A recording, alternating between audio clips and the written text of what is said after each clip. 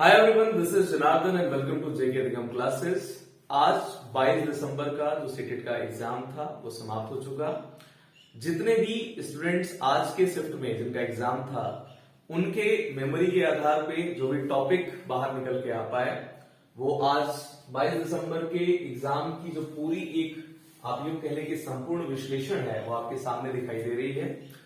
आज के एग्जाम में 16 दिसंबर से 21 दिसंबर के बीच में जितने भी एग्जाम सीटेट के हो पाए थे, कहीं ना कहीं उनमें जो टॉपिक आपको पूछ रहा था वो आज के एग्जाम में थोड़ा सा अलग आपको दिखाई देगा। चूंकि आपके सिलेबस का ही पार्ट है, आपको पढ़ाया गया है, लेकिन थोड़ा सा जो 16 से लेकर 21 के बीच में टॉपिक को रिपीट कर रहा था उससे हट के आज आपको 2-3 टॉपिक देखने को मिलेंगे। तो चलिए, आज की डेट में कौन कौन से नए टॉपिक इंट्रोड्यूस हुए और किन टॉपिक से कितने प्रश्न निकल के आए, एक बार पूरी विस्तृत चर्चा इस पर हम लोग स्टार्ट करते हैं। जैसा कि मैंने कल भी आपको बताया था कि देखिए, कुछ प्रमुख चरणों में जितने भी आपके सीडीपी के या बाल विकास के टॉपिक हैं उनको कुछ प्रमुख 8 चरणों में मैंने बांट रखा है और इन्हीं 8 चरणों में देखते हैं कि कौन से प्रश्नों की संख्या कितनी है। जिसमें से पहला चरण या पहला टॉपिक की अगर हम बात करेंगे तो वृद्धि एवं विकास का है। आज के डेट में वृद्धि एवं विकास से जो प्रश्न है उसको थोड़ा सा बढ़ा दिया गया। वृद्धि एवं विकास से संबंधित तो आपसे प्रश्न पूछे ही गए थे, साथ ही साथ विकास के सिद्धांत और विकास के सिद्धांतों में जब मैं आप लोगों को पढ़ा रहा था तो वहां मैंने आपको दिशा का सिद्धांत पढ़ाया था। दिशा का सिद्धांत जिसमें पहला सेफेलोकॉर्डल, जिसको हिंदी में मस्तकाधोमुखी कहते हैं, या सिरस्थ या सिरोपदोन्मुखी, मतलब ऐसा विकास जो सिर से पैर की तरफ जाता हो, और दूसरा प्रॉक्सिमोडिस्टल जिसको हिंदी में निकट दूर विकास कहते हैं। इन सारी चीजों को मिला के आपको आज के एग्जाम में 2 से 3 प्रश्न पूछ लिए गए थे। 2 से 3 प्रश्न। दूसरे टॉपिक की अगर हम बात करें, सामाजिकरण और सामाजिकरण का सिद्धांत।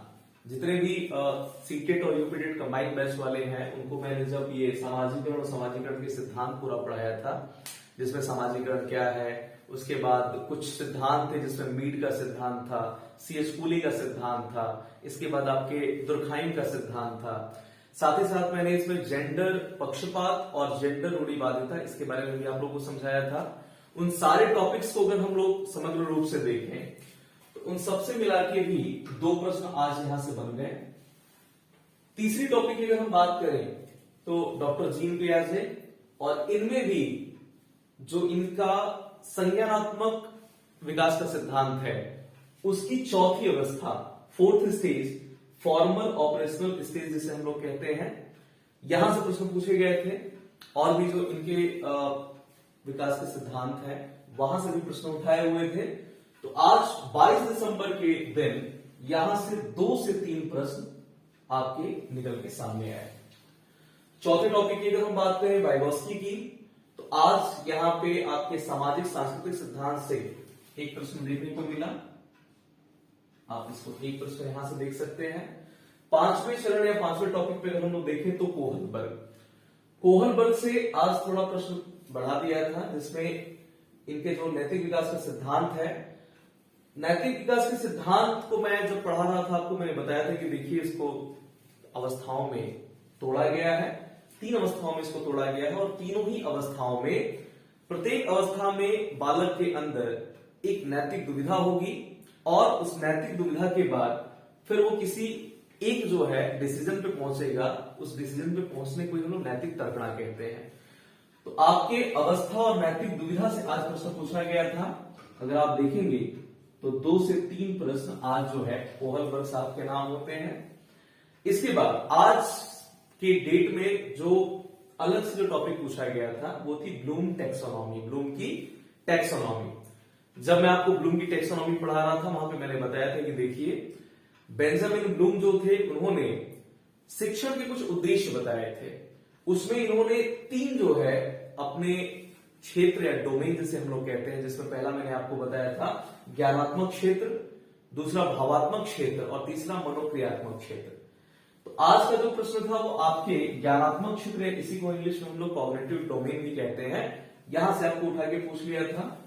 तो 1 से 2 प्रश्न जो है आप कह सकते हैं ब्लूम की टैक्सोनॉमी से पूछा था। दूसरा जो आज नया टॉपिक इंट्रोड्यूस किया था वो थी एनसीएफ 2005 और एनसीएफ 2020 से। इन दोनों ही टॉपिक को अगर आप मिला के देखेंगे तो 2 से 3 प्रश्न यहां से आपके आज के डेट में निकल के चले आ रहे हैं। फिर इसके बाद जो 8वां चरण है, महत्वपूर्ण चरण, समावेशी शिक्षा। समावेशी शिक्षा में वो जितने भी आपके शारीरिक रूप से असक्षम बालक, फिर आपके मानसिक मंदता वाले बालक, प्रतिभाशाली बालक, सृजनात्मक बालक, इन सारे लोगों को अगर मिलाया जाए, इन सारे टॉपिक्स को अगर मिलाया जाए, फिर परिस्थिति पे आधारित जो प्रश्न होते हैं, अधिगम अक्षमता, इसके बाद बाल केंद्रित शिक्षण, इन सारे टॉपिक्स को अगर मिलाया जाए तो हम कह सकते हैं कि इससे जो है 5 से 6 प्रश्न जो है आज के डेट में निकल के सामने आए हैं। इसी में आपका प्रोग्रेसिव जो है एजुकेशन भी हो जाएगा, प्रगतिशील शिक्षा। इन मुख्य 8 चरणों के अलावा भी अलग अलग टॉपिक से एक एक प्रश्न, छोटे छोटे टॉपिक से एक एक प्रश्न उठाए गए। आज अगर मैं बुद्धि वाले टॉपिक की बात करूं तो यहां से भी एक प्रश्न था, एक प्रश्न यहां से निकल के आया। अगर बच्चे में क्रिटिकल थिंकिंग की अगर मैं बात करूं, क्रिटिकल थिंकिंग